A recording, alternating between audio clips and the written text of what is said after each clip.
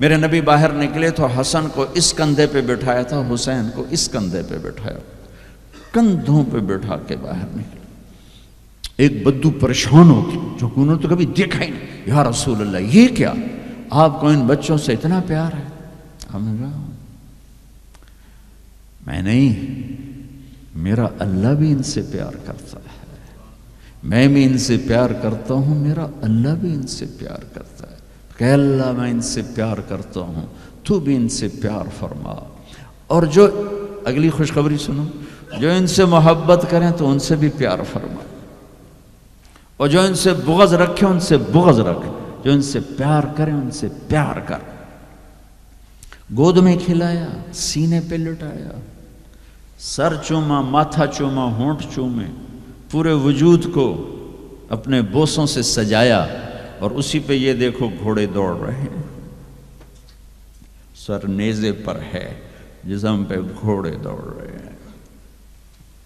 تو تمہارا فلسفہ یہ کہتا ہے کہ حسین ناکام ہیں اور شمر کامیاب ہے، چونکہ وہ پیسے والا بن گیا، ان کی تو ساری نسل ذبح ہو گئی۔ تم کہو گے یہ کیا زندگی؟ زندگی تو وہ ہے جنہوں نے 3 براعظم کی حکومت جیت لی، لیکن میرے اللہ نے کیا فیصلہ دیا، تاریخ نے کیا فیصلہ دیا، قرآن نے کیا فیصلہ دیا، حدیث نے کیا فیصلہ دیا، انسانوں نے کیا فیصلہ دیا، کامیابی کا ہار کس کے گلے میں ڈالا، عزت کا سہرا کس کے سر پر باندھا، اور ذلت کا کالا داغ کس کے ماتھے پہ لگایا۔ تم روتے حسین کے لیے ہو، وہ کام یزید والے کرتے ہو۔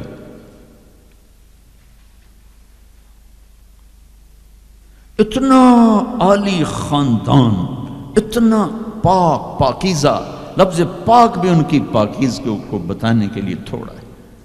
آئے ہائے ہائے ہائے ہائے، کیا سناؤں، میرے نبی گھر میں آتے ہیں، این اللقا، دنیا میں آدم سے لے کر آخری انسان جو آئے گا ان میں سب سے مصروف ہستی محمد مصطفیٰ صلی اللہ علیہ وسلم ہیں، کہ جن پر 7 براعظم کی ذمہ داری، قیامت تک آنے والے انسانوں کی ذمہ داری، ان سے بڑی ذمہ داری کون اٹھائے، کس نے اٹھائی ہے؟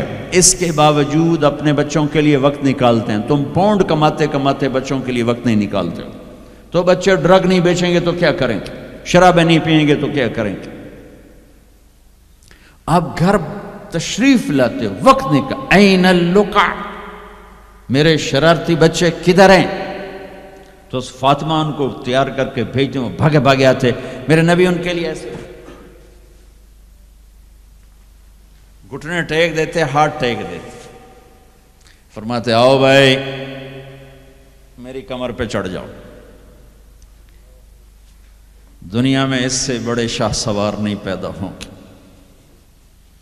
نہ ایسی سواری نہ ایسے شاہ سوار۔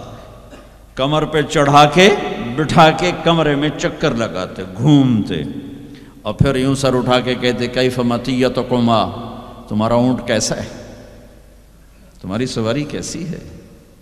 ایک دفعہ ایسے ہی کھیل رہے تھے اور ان کو کمر پہ بٹھایا ہوا تھا، تو اوپر سے جابر بن عبداللہ آ گئے، اتنی بڑی سواری۔ تو آپ نے کہا واہ واہ، اتنے بڑے سوار، اتنے بڑے سوار، یہ گھر کی زندگی، مسجد، فرض نماز سب سے عظیم فریضہ اہل ایمان کے لیے، نفل ہو یا سنت ہو، فرض ہو یا واجب ہو، اور جب باجماعت ہو تو سب سے زیادہ عظمت بڑھ جاتی ہے۔ میرے نبی نماز پڑھا رہے ہیں، باجماعت امام ہیں، سجدے میں جاتے ہیں، حسن کود کے اوپر بیٹھ جاتے ہیں، اور میرے نبی سجدہ لمبا فرما دیتے ہیں۔ پیچھے والے سمجھتے ہیں آپ فوت ہو گئے، نماز میں فوت ہو گئے۔ پہلی صف والوں نے ایسے سر اٹھا کے دیکھا تھوڑا سا کہ مسئلہ کیا ہے، دیکھا تو حسن، کبھی حسن ہوتے تھے کبھی حسین ہوتے تھے، دونوں ایک کی بات نہیں، دونوں بھائیوں کی بات، کبھی یہ کبھی وہ، جب جو آ کے بیٹھتا آپ سجدہ لمبا کر دیتے۔ تو ایک آدمی نے ہاتھ آگے بڑھا کے آپ کو نیچے اتارنا چاہا، تو آپ نے بغلوں میں سے دیکھا ایک ہاتھ آگے بڑھ رہا ہے، تو آپ نے سجدے میں اپنا ہاتھ یوں کر کے روکا کہ مت اتارو۔ جب تک وہ بچے نہیں اترے میرے نبی نے سجدے سے سر نہیں اٹھایا۔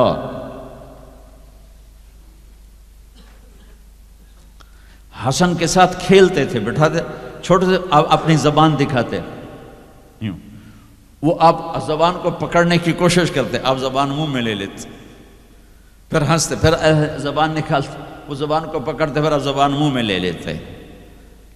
یہ حسین کے ساتھ ہو رہا ہے، یہ حسن کے ساتھ ہو رہا ہے، اور دونوں کی کشتی کرواتے، خود بھی شریک ہوتے ان کے ساتھ، اور دونوں کی کشتی کروا رہے ہیں۔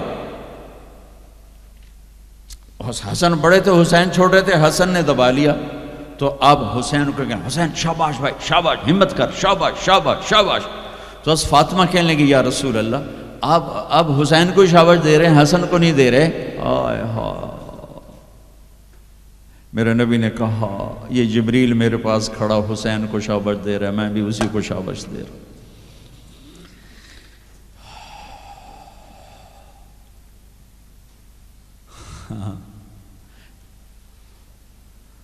سارا خاندان ذبح کرا دیا کہ یا اللہ تجھے نہیں چھوڑوں گا، ان سب کو ذبح کر۔ میرے بچے کا ہاتھ ٹوٹا، 4-5 سال کا تھا،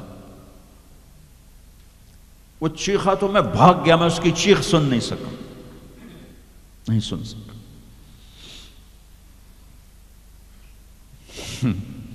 بچوں کے سر کٹ رہے ہیں اور ایک آدمی صبر کی تصویر کھڑا ہو تمہیں سبق دے رہا ہے کہ اللہ کو راضی کرنے کے لیے یہاں تک جایا جا سکتا ہے۔ تم شراب نہیں چھوڑتے، جوا نہیں چھوڑتے، حرام نہیں چھوڑتے۔ صبر کی تصویر، 14 صدی میں ایسا واقعہ نہ آیا، نہ آئندہ ایسا آئے گا کہ اللہ کو راضی کرنے کے لیے یہ سستا سودا ہے، یہ مہنگا سودا نہیں ہے۔ لیتک تحلو والایام مریرۃ ولیتک ترضی والانام غضاب ولیت الذی بینی وبینک عامر وبینی وبین العالمین خراب ولیت شرابی من ودادک صافیا وشربی من ماء المعین السراب اذا صح منک الود فالکل ہین وکل الذی فوق التراب التراب۔ یہ امام حسین ان اشعار کی تصویر تھی کہ میرے مولا اگر تو ملا اور جگ چلا گیا سستا سودا ہے، تو راضی ہوا سب روٹھ گئے سستا سودا ہے۔ ان سب کو کٹوا دینا تیری ناموس پہ، تیری عزت پر، تیرے دین پر، اپنے نانا کی ناموس پر میرے لیے کوئی مسئلہ نہیں، یہ عزت کا سودا ہے، یہ سستا سودا ہے۔ ایک بول بول کے سب کو بچا سکتے تھے، اور اس پہ توبہ کرنے کی بھی ضرورت کوئی نہیں تھی، زیادہ وہ مکروہ تھا۔ ایک ظالم کی بیعت کرنا جان بچانے کے لیے جائز ہے، ظالم کی بیعت کرنا جان بچانے کے لیے جائز ہے، لیکن چونکہ یہ عالی گھرانہ ہے، ان کی شان کے خلاف ہے، اور پوری آنے والی نسلوں کو سبق دینا ہے، تو اس لیے ان کا نہیں، یہ نہیں ہو سکتا، یہ نہیں ہو سکتا۔ حالانکہ یہ ہو سکتا تھا کہ اگر وہ اسے ناجائز بھی سمجھتے ہیں، یہاں کر کے مدینے میں جا کے توبہ کر لیتے کہ اللہ معاف کر دے۔ اللہ کہتا ٹھیک ہے، پہلے ہی جنت کے وارث ہو تم، پہلے ہی جنت کی وراثت ملی ہوئی ہے، سیدہ شباب اہل الجنت الحسن والحسین۔ میں تو کھپ رہا ہوں کہ اللہ راضی ہو کے جنت دے دے، آپ سارے آئے بیٹھے ہو کہ چلو اللہ کی بات سنیں، اللہ راضی ہو کے جنت دے دے، پر کیا پتہ اللہ کہے مجھے منظور نہیں تمہارا کوئی عمل، یہ ان کے تو قبول ہو چکے ہیں، جاؤ جنت کے وارث ہو۔ پھر اتنا بڑا اف اف اف اف، امام زین العابدین ساری رات روتے تھے، ساری رات سوتے نہیں تھے، ساری رات روتے تھے بیٹھ کر مصلی پہ۔ تو ان کے خادم نے کہا حضرت آپ ساری رات کیوں روتے؟ آپ دنیا کے بھی بادشاہ، دین کے بھی بادشاہ، اللہ نے دنیا بہت دے دی تھی امام زین العابدین، دین تو پہلے ہی تھا۔ تو وہ پھر رو پڑے اور فرمایا میرے دوست یعقوب علیہ السلام کا ایک یوسف گم ہوا تھا، وہ بھی مل گیا تھا، اور 40 سال اس کے پیچھے رو رو کے آنکھیں ختم کر دیں، میرا تو سب کچھ میری آنکھوں کے سامنے ذبح ہو گیا، میرے بھائی، میرا باپ، میرے چاچے میری آنکھوں کے سامنے ذبح ہو کے نیزوں پہ چڑھ گئے، میں کہاں سے ہنسوں، یہ مجھے کہاں سے نیند آئے۔ چاہتا تو اس واقعے کو روکا جا سکتا تھا، یہ آفت کسی اور گھر میں اللہ ڈال دیتا، اپنے نبی کے گھر ڈالی، اور اللہ کے نبی نے خوشی سے منظور کیا، ہٹایا۔ آپ نے حضرت ام سلمہ کو بلایا، ام سلمہ میرے پاس ایک فرشتہ آ رہا ہے جو آج تک کبھی نہیں آیا، پہلی دفعہ آ رہا ہے، تو دیکھو کسی کو اندر نہیں آنے دینا۔ تو ام سلمہ دروازے پہ کھڑی ہو کے، تھوڑی دیر میں حسین آئے کہیں سے کھیلتے ہوئے، تو انہیں چھلانگ لگائی اور اندر۔ کچھ دیر کے بعد اندر سے اللہ کے نبی کے زور زور سے رونے کی آواز۔ ام سلمہ رہ نہ سکی، بھاگ کے اندر گئیں، دیکھا تو آپ نے حضرت حسین کو یوں سینے سے لگایا ہوا تھا، اور ایسے زور سے اپنے سینے کے ساتھ لگایا ہوا تھا، اور پھوٹ پھوٹ کے رو رہے تھے۔ بچوں نے کی پتا میرا نانا کیوں روئی جاندہ، اب پھوٹ پھوٹ کے رو رہے تھے۔ آپ کی ہچکیوں کی آواز۔ ام سلمہ نے پوچھا میرے ماں باپ قربان، آپ کیوں رو رہے؟ کہ ام سلمہ یہ جو فرشتہ آیا ہے یہ مجھے خبر دے کر گیا ہے کہ میرے اس نواسے کو میری امتی ذبح کر دے، مجھے مٹی دکھا کے گیا جہاں اس کا خون گرے گا۔ اگر میرے نبی ہاتھ اٹھا دے تو اللہ ہٹا دیتا یہ قربانی، ہاتھ نہیں ہٹائے، ہاتھ نہیں اٹھائے۔ تمہارے لیے ہاتھ اٹھائے، اولاد کے لیے نہیں اٹھائے، کہ ان کی قربانیوں کو اپنے دین کے لیے کھاد بنا دیا، ان کے خون کو اپنے دین کا پانی بنا دیا، ان کی بوٹیوں کو اپنے دین کی کھاد بنا دی، اپنے گھر میں رکھی قربان۔ تمہارے لیے مانگا ہے 12 ربیع الاول 633 عیسوی 7 جون 11 ہجری، جانے کا دن ہے، ملک الموت آتا ہے، باہر کھڑا ہو جاتا ہے، جبریل اندر آتا ہے، یا رسول اللہ موت کا فرشتہ دروازے پر ہے، اندر آنے کی اجازت چاہتا ہے۔ کیا دربار رسالت ہے جہاں موت کا فرشتہ پوچھ کے آئے؟ آپ نے کہا بلاؤ، اندر آپ نے کہا السلام علیکہ یا رسول اللہ، سلام کیا۔ یا رسول اللہ میں نے کبھی کسی کو سلام نہیں کیا، پہلی دفعہ آپ کو کر رہا ہوں۔ پھر کہنے لگا کبھی کسی سے پوچھا نہیں، آپ کے بارے میں اللہ نے فرمایا تھا پوچھ کے اندر جانا، بن پوچھے نہ جانا۔ اور کبھی کسی کو اختیار نہیں دیا۔ آپ کو اللہ نے فرمایا کہ میرے حبیب آنا چاہیں تو لے آنا، ٹھہرنا چاہیں تو چھوڑ کے آ جانا۔ اس کو یہاں چھوڑ کر اس سے پہلے کا پورا سنو۔ اشراق کے بعد آپ نے اپنی ساری بیگمات کو بلا لیا، سب کو سکون سے مل کے رخصت کر دیا۔ پھر تھوڑی دیر بعد اپنی بیٹی فاطمہ کو بلایا اور ان کو ملے سکون سے رخصت کیا، بلکہ ان کے کان میں کہا بیٹی آج میں جا رہا ہوں۔ وہ رونے لگیں تو کہا رو نہیں، سب سے پہلے تو مجھے آ کے ملے گی۔ 6 ماہ بعد انتقال ہو گیا۔ پھر اپنے داماد علی کو بلایا، ان کا سر اپنی گود میں رکھا، ان کے سر پہ ہاتھ پھیرا، کمر پہ ہاتھ پھیرا، اور ان کے لیے دعائیں دیتے رہے آہستہ آہستہ، لہذا پتہ نہیں کیا دعائیں دیں۔ ان کو رخصت کیا خاموشی کے ساتھ، سکون کے ساتھ۔ آخر میں حسن حسین کو بلایا۔ آپ کی مستقل آتے حسن کو سیدھے ہاتھ پہ اٹھاتے تھے، حسین کو الٹے ہاتھ پہ اٹھاتے تھے۔ حسین 6 سال کے ہیں، حسن 7 سال کے۔ یوں لیا، وہیں آنکھوں سے آنسو شروع، ٹپ ٹپ ٹپ ٹپ ٹپ ٹپ ٹپ ٹپ ٹپ۔ ایک کو زہر میں تڑپتا دیکھ لیا، ایک کو ذبح ہوتے نیزے پہ چڑھتے دیکھ لیا ہوگا۔ آنسو نہیں رکے، بارش شروع ہو گئی۔ بیویوں کو دیکھ کے نہیں روئے، بیٹی کو دیکھ کے نہیں روئے، داماد کو رخصت کر کے نہیں روئے۔ بچوں کو فرمایا یہ میرے 2 پھول ہیں دنیا میں، یہ میری آنکھوں کی ٹھنڈک ہیں، یہ میرے جنت کے پھول ہیں۔ جو ہی یوں لیا وہیں آنسو، یہیں ہاتھ اٹھا دیتے، یا اللہ یہ میں کیا دیکھ رہا ہوں، ایک زہر میں تڑپ رہا ہے، ایک کے جسم پہ گھوڑے دوڑ رہے ہیں، یہ میں کیا دیکھ رہا ہوں۔ تو اللہ ہٹا دیتا، ہاتھ ہی تو اٹھانے تھے میرے نبی نے، لیکن اپنی 14 صدی بعد آنے والی امت سامنے تھی کہ انہوں نے کیا کچھ کرنا ہے. ان کے لیے حجت قائم کرنی تھی کہ مجھ سے زیادہ تم پہ دکھ آئے، میرے بچوں سے زیادہ تم دکھی تھے، میری اولاد سے زیادہ قیمتی تمہاری اولاد تھی. چپ، خاموش، کچھ نہیں کہا، دیکھا اور رخصت کر دیا.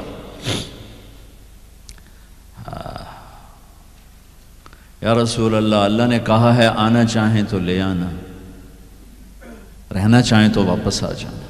تو آپ نے فرمایا میں کہوں تو میری جان نکالو گے؟ کہا جی. تو آپ نے جبریل کو دیکھا، جاؤں یا رہ جاؤں؟ تو جبریل نے کہا یا رسول اللہ، اللہ آپ کی ملاقات کے شوق میں. واہ یا رسول اللہ، واہ یا حبیب اللہ، واہ یا نبی اللہ. میرے نبی نے یہاں ایک سوال اٹھایا کہ جبریل واپس جاؤ، اللہ تعالیٰ سے پوچھ کے آؤ میرے بعد میری امت کے ساتھ کیا کر. واہ میرے نبی، واہ میرے نبی، واہ میرے نبی. آپ نے اولاد کے بارے میں کچھ نہ پوچھا، ہمارے بارے میں پوچھا. پوری امت کے ہاتھوں میں دوری دھار کا خنجر ہے اور ہر خنجر نبی کے سینے میں اتر رہا. موت کا فرشتہ کھڑا رہا، جبریل واپس گیا. تو وہاں سے پیغام آیا، میرے حبیب آپ کی امت کو اکیلا نہیں چھوڑوں گا. کہ الآن قرۃ عینی، اب میری آنکھیں ٹھنڈی ہیں، اب مجھے بولا اپنے پاس. اس کہنے کا مطلب کیا تھا کہ جیسے پہلی امتوں کو بندر خنزیر بنا دیا، ایسا نہیں ہوگا، ایسا نہیں ہوگا. دعا دو اس کملی والے کو جو یہ کام کروا گیا، ورنہ میرے رب کی قسم ہم وہ کچھ کر چکے ہیں جو پہلی امتوں نے اس کا 1000واں حصہ نہیں کیا. موسیٰ علیہ السلام کی قوم نے مچھلی کھائی تھی، اللہ نے کہا ہفتے کو نہ کھاؤ، باقی دن کھاؤ. انہوں نے کھا لی. مچھلی کسی کی ذاتی ملک، ذاتی پراپرٹی نہیں تھی کہ کسی وہ حوض تالاب کی، دریا کی مچھلی تھی، حلال، کہ ہفتے کو نہیں کھانے. انہوں نے کھائی، اللہ نے بندر بنا دیا. ماں باپ کی نافرمانی مچھلی کھانے سے بڑا گناہ ہے. جاؤ دنیا میں پھرو، ماؤں کا حال پوچھو کہ اولاد کے ہاتھوں کس طرح تنگ ہیں. تو میں یہاں تو جو گزرا میں نے پاکستان کی سنا رہا ہوں. ایک بیٹی ماں کو کہہ رہی تھی بھوک نہیں، اور ماں کے آنسو ایسے گر رہے تھے. بیٹی ماں سے کہہ رہی تھی بھوک نہیں، اور ایسے اس کے آنسو گر رہے تھے. میرے نبی سے پوچھا گیا یا رسول اللہ قیامت کب آئے گی؟ آپ نے کہا اللہ کو پتہ. کہا کوئی نشانی بتا دیں؟ کہ جب ماؤں کو ذلیل کیا جائے گا آ جائے گی. میرے نبی نے کہا کاش میری ماں زندہ ہوتی تو تم دیکھتے میں اس کی کیسی خدمت کرتا. چونکہ ماں کو دیکھا ہے، ابا کو دیکھا نہیں. اور 6 سال کا زمانہ گزرا ہے. 6 دن کے بعد آنسو ختم ہو جاتے ہیں، چاہے ماں مرے چاہے باپ مرے. ہفتے بعد کبھی کبھی رونا آتا ہے، 2 ہفتے بعد رونا بھی چاہو تو رونا ختم ہو جاتا ہے. 6 برس کی عمر میں ابوا کے جنگل کالے پہاڑوں میں میرے نبی کی ماں کو اللہ نے اٹھایا، اور 57 سال کے بعد میرے نبی حج کے لیے نکلے مدینہ سے. 12,000 کا قافلہ چلتے چلتے چلتے ابوا میں کچھ 70,000 ہو چکا ہے، اور آپ اپنی اونٹنی پہ سفر پر ہیں، راستے پر ہیں. آگے ابوا کا چھوٹا سا گاؤں ہے جہاں سارے قافلے نے ٹھہرنا ہے. آپ نے اپنی اونٹنی کو یوں موڑ دیا پہاڑوں میں. قریب کے لوگوں کو پتہ ہے کہاں جا رہے ہیں، باقی تو سب نیا مجمع ہے. وہ کہہ رہے ہیں کہاں جا رہے ہیں، کہاں جا رہے ہیں. آپ اپنی اونٹنی کو اندر چلتے چلتے چلتے چلتے چلتے چلتے ایک جگہ اونٹنی کو بٹھایا. ایک پہاڑ ہے 70-80 فٹ اونچا، اس پہاڑ پر چڑھے. وہاں ایسے ہی چوکور سا میدان ہے، باقی سارے پہاڑ یوں ہیں. سن 2000 میں بھی اماں آمنہ کی قبر کی زیارت پہ گیا تھا. جو میں وہاں، میں تمہیں کیا بتا، میں یہ واقعہ ہزاروں دفعہ سنا چکا ہوں. ہر دفعہ ہی ایسے رونے بیٹھ جاتا ہوں کہ پھر میں وہاں نہیں کھڑا ہوتا. پھر میں وہاں ابوا پہنچ جاتا ہوں، وہ میں دیکھتا ہوں 6 سال کی عمر میں میرے نبی کو اللہ نے یہاں اتنا بڑا امتحان دیا کہ جنگل میں ماں کو موت دے دی۔ 25 سال کی عمر میں ماں مر گئی، اچانک مر گئی، کوئی بیماری نہیں، کچھ نہیں، جس کو آج ہم ہارٹ اٹیک کہتے ہیں، ہارٹ فیلئر کہتے ہیں۔ اتنا آخری جملہ کہا، کل حی میت و کل جدید بال وقد ولدت طہرا۔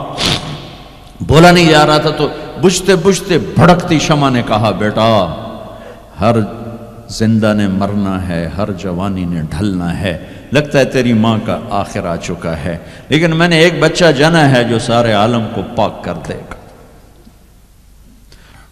اور شمع خاموش ہوگی۔ کس طرح انہیں دفن کیا، میں وہاں کھڑا یہی سوچتا رہا کہ یہاں قبر بنائی کیسے ہوگی؟ تو پتھر ہیں، کوئی لوگ گزرے ہوں گے یا پتھر جوڑ کے۔ جب ایمن نوکرانی ساتھ ہیں، وہ ان کو لے کر نیچے اتری، اونٹنی کے قریب پہنچی تو آپ نے ہاتھ چھڑایا اور پھر بھاگے، پہاڑی پہ چڑھ گئے۔ ایمن پیچھے گئیں تو وہ منظر تھا کہ شاید اس وقت عرش بھی رو رہا ہوگا کہ اللہ کے نبی نے ماں کی قبر کو چمٹایا ہوا تھا سینے کے ساتھ، قبر پہ سے گرے پڑے تھے۔ اور جب ایمن قریب آئیں تو وہ نوحہ کہہ رہے تھے کہ پتھر بھی پگھل رہے تھے کہ ماں جی آپ کو تو پتہ تھا آپ کے سوا میرا کوئی نہ تھا، آپ مجھے چھوڑ کے کیوں چلی گئی؟ آپ مجھے چھوڑ کے کہاں چلی گئی؟ ایمن نے اٹھانا چاہا، انکار کر دے گا، میں نہیں جاتا، میں نہیں ماں کو چھوڑ کے جاتا ہوں۔ کھینچ کے لے گئیں، گھسٹتا ہوا بچہ پہاڑ سے اتارا۔ 2 دن روتے روتے مکے کا سفر ہے، پھر کھانا بھی بند ہو گیا، پینا بھی بند ہو گیا، سوائے زمزم کے چند گھونٹ پانی کے سارا دن نہ کھاتے تھے نہ پیتے تھے، اکیلے بیٹھے رہتے، نہ ماں نہ باپ نہ بھائی نہ بہن۔ اللہ 57 سال کے بعد ماں کی قبر پر پہنچے اور قبر کے سرہانے آ کر بیٹھے، گوڈے اوپر اٹھائے اور ہاتھ یہاں رکھے اور سر گوڈوں میں دے دیا، جیسے چھوٹے بچے رونے کی پوزیشن بناتے ہیں۔ یہ چھوٹی جگہ میں دکھا نہیں سکتا، یوں اور پھر جو رونا شروع کیا، اتنا روئے کہ ساری داڑھی سارا سینہ آنسوں سے بھر گیا، جیسے کوئی معصوم بچہ، جیسے 6 سال کا محمد رو رہا صلی اللہ علیہ وسلم۔ اتنا روئے کہ وجود ہل گیا، اور پھر فرمایا کہ میں آگے نہیں جاؤں گا، میں رات یہیں رہوں گا۔ تم کیا جانو رشتے کیا ہوتے ہیں، تمہیں صرف پاؤنڈ گننے آتے ہیں۔ تم سے مراد میں بھی اور سارے بھی، کہ ناراض نہ ہو جاؤ، ساری امت کا یہی حال۔ رات وہاں گزاری، ہائے کیا کہہ رہے ہیں، کاش میری ماں کبھی ہوتی، میں ایسی خدمت کرتا کہ بریڈ فورڈ والے بھی یاد کرتے ہیں، میں ایسی خدمت کرتا کہ میں عشاء کی نماز کے مصلی پر کھڑا ہوتا اور سورۃ فاتحہ پڑھ رہا ہوتا، اور پھر ادھر سے میری ماں کہتی محمد، تو میں نماز توڑ کے کہتا لبیک اماں جی، ماں جی حاضر ہوں، ماں جی حاضر ہوں۔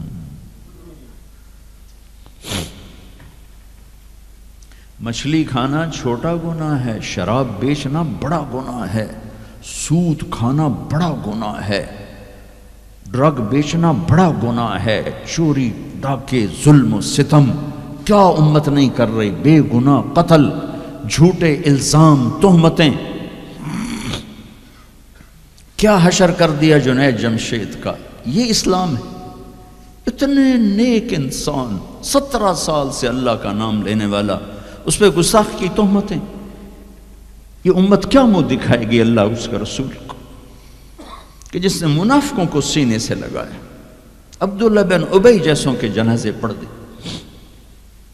کہاں چلے گا، کہاں ڈوب کے۔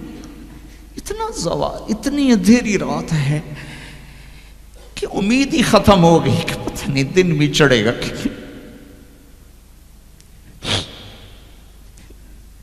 دین کے نام لینے والے جب دین کو ذبح کرنے پہ آ جائیں، منبر پہ بیٹھنے والے جب نفرتوں کی آگ بھڑکانے لگے، کس سے غلطی نہیں ہوتی؟ ایک پاک انبیاء کی ذات ہے جن کی زبان پہ اللہ بولتا، باقی طارق جمیلہ روزانہ مجھے 40 سال ہو گئے بیان کرتے ہوئے، میں خطا نہیں کروں گا تو اور کیا کروں گا؟ مجھ سے پوچھو تو صحیح، میں غلطی سے کہہ گئے، جان بوجھ کے کہہ گئے، ہو سکتا ہے میں نے غلطی سے کہہ دیا۔ اللہ نے توبہ رکھی ہے، کفر کی توبہ۔ یہ میں درد سے بول رہا ہوں، زوال ہے، زوال خوفناک زوال ہے۔ جب منبر پہ بیٹھنے والے دین سے اتنے دور چلے گئے، عوام کا کیا؟ طلحہ نے نبوت کا دعویٰ کیا اور لڑائی کی صحابہ سے، عکاشہ بن محسن جیسے بدری صحابی کو شہید کیا، اتنے بڑے مقام کے صحابی کو شہید کیا، اور حضرت عمر کے زمانے میں توبہ کرنے آیا، آپ نے گلے لگا لیا، کہا توبہ تو سب کفر کے نبوت کے دعوے۔ میرا اللہ کہتا ہے میں تو ہر بیان میں کہہ رہا ہوں کہ دھرتی گناہوں سے بھر کے ایک دفعہ کہو یا اللہ میری توبہ، تو اللہ کہتا ہے جاؤ سب معاف کیا۔ یہ میں زوال بتاؤ، آج امت کتنی پستی میں چلی گئی ہے، کس قدر فرقہ واریت نے ایک اجتہا کی شکل اختیار کر لی ہے کہ ایک دوسرے کو سلام کرنے سے کہ کافر کافر کافر، کتے خنزیر۔ میرا نبی ایسے بولتا تھا۔ میں انسان ہوں، بول رہا ہوں، بولتے بولتے کوئی غلط جملہ بول سکتا۔ گستاخی کا جان بوجھ کے کرنے والا یقیناً دائرہ اسلام سے عمل چھوڑنے سے آدمی کافر نہیں ہوتا، گستاخی کرنے سے، نماز چھوڑنے سے کافر نہیں ہوتا، گناہگار ہے، نماز کی گستاخی کرنے سے وہ دائرہ اسلام سے نکلتا ہے، لیکن اس کے لیے بھی توبہ کا دروازہ کھلا ہوا ہے۔ لیکن یہ کتنا تعصب ہے، نفرت ہے کہ ایک آدمی کی 17 سال کی پاک زندگی کو ایک غلطی پر کفر بنا دیا۔ یہ گراوٹ ہے، زوال ہے۔ ہمیں بندر خنزیر بنانے کے لیے فرقہ واریت ہی کافی تھی۔ اس کملی والے کو دعائیں دو جس نے حسن حسین کو ذبح بنے دیا، تمہارے لیے ہاتھ اٹھا، میری امت کے ساتھ کیا کرے گا؟ پوچھ کے ہو، اور وہاں سے جواب آتا ہے ساتھ دوں گا، یعنی یہ نہیں کروں گا جو پچھلوں کونوا قردۃ خاسئین، ہو جاؤ بندر خنزیر، یہ نہیں کروں گا۔ ہو جاتا یہ جو کفر از کعبہ برخیزد کجا ماند مسلمانی۔ بھائیو، میرے نبی نے بڑے دکھ دیکھے ہیں اس امت کے لیے، اسے مت توڑو، مسلمان بن کے رہو، فرقوں میں مت بٹو۔ اس امت میں صحابہ کے دور سے اختلاف ہے، میرے نبی نے دعا مانگی تھی اللہ میں اختلاف نہ ہو، اللہ نے کہا میرے محبوب اختلاف ہوگا۔ اس کا مطلب ہے اس کے باوجود ہمیں محبت کا حکم ہے۔ میرے نبی نے فرمایا اسلام کا سب سے عظیم عمل کیا ہے؟ صحابہ نے کہا نماز، آپ نے کہا نہیں، انہوں نے کہا جی جہاد، آپ نے کہا نہیں، روزہ نہیں، حج نہیں، صدقہ نہیں، اچھا تو کیا ہے؟ آپ نے کہا محبت۔ اسلام کا سب سے عظیم عمل محبت ہے۔ جو امت کو توڑنے والی بات کرتا ہے وہ میرے نبی کے سینے میں سب سے گہرا خنجر اتارتا ہے۔ جو امت کو فرقوں میں بانٹتا ہے، تمہارے اندر یہاں یہ جراثیم ہیں چونکہ تم وہیں سے آئے ہو، میں تمہارے سامنے ہاتھ جوڑتا ہوں، اللہ رسول کا واسطہ دیتا، مسلمان بن کے رہو۔ نہیں تو جاؤ پاکستان میں دیکھو کتنے سہاگ اجڑ گئے، کتنی مائیں نوحے ان کے سنے نہیں جاتے، یتیم بچوں کے سر پہ ہاتھ رکھنے والا کوئی نہیں ہے۔ اس فرقہ وریت کی آگ میں جل گئے۔ میں آج کو نہیں روتا ہوں، میں بغداد کو روتا ہوں کہ کہ بغداد میں یہی کچھ ہو رہا تھا، علماء آپس میں دست و گریباں، عوام دست و گریباں، سمجھانے والے روئے بس کرو کوئی اور بڑی آفت نہ آ جائے، نہیں سمجھے تو اللہ نے مٹا دیا۔